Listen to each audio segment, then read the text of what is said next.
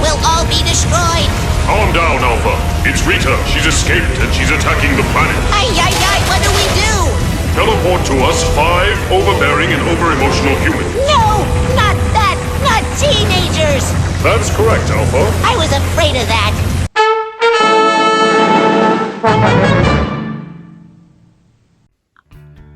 What's going on, guys? Midwest Tokusatsu here, and today, as you can see, I have a bit of a special review for you today. This time we're taking a look at the Power Rangers Lightning Collection, Mighty Morphin Zordon, and Alpha 2-pack. So I decided to make like a little makeshift command center here, just to kind of complete the look. So as always, we'll take a look at the box art, the figures and accessories inside, and also articulation, well, at least on Alpha, because, I mean, Zordon's Zordon. And we'll go from there. So let's get into it. So the box is a bit different from your standard, being that these aren't Rangers. But you see on the side there's the artwork of all 5 of the original MMPR Rangers. Surprisingly, nothing on the side except like this like green ray of energy, which I assume is probably morphing grid energy. On the back there, you get a shot of both Alpha and Zordon.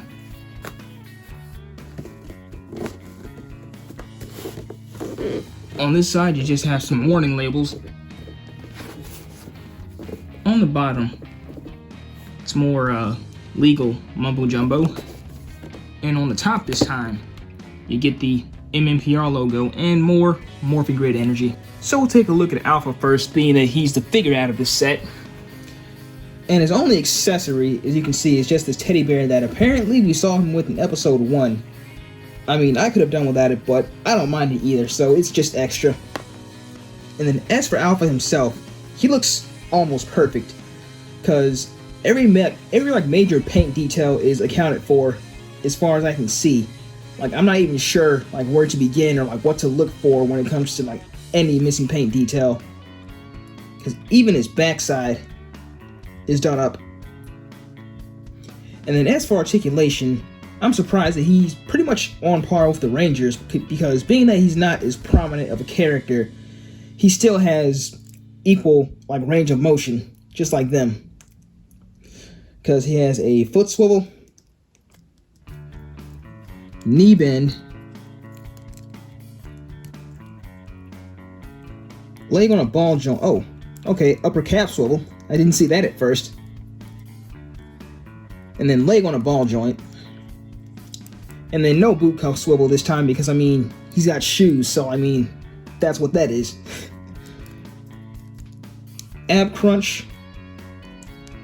Torso swivel. Hand swivel. Elbow joint. And shoulder movement. It's kind of stiff, but it's there. And then the head's on a ball joint, I believe, but his range is kind of limited, so I can't like get that much out of it except like turning his head and then like maybe like just slightly moving it up and down. But that's still okay, it's not the end of the world. So now we'll take a look at Zordon. And for starters, I really like what they did with him here, because when we first saw the press photos for him, I wasn't quite sure how well they got his likeness down, but having it here in person, it looks pretty accurate. And to account for the fact that this isn't a figure, they decided to give Zordon some extra features. And rightfully so, because he's a floating head in a tube, so of course you would expect him to light up. So, with 3 AAA batteries, you press this button here, and you get the effect here. So it's not really as effective when you have your lights on, but if I turn the light off right now, hold on, you can see it a lot better. Let me get this off too.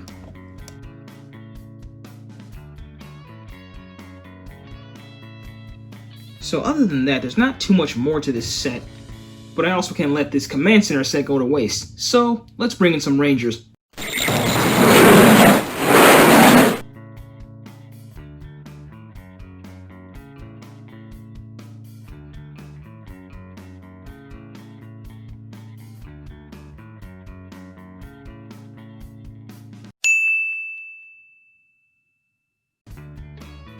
Zordon, we got your message. There's urgent news to discuss. Rangers, behold the viewing globe. At this point in time, we are still one lightning figure short.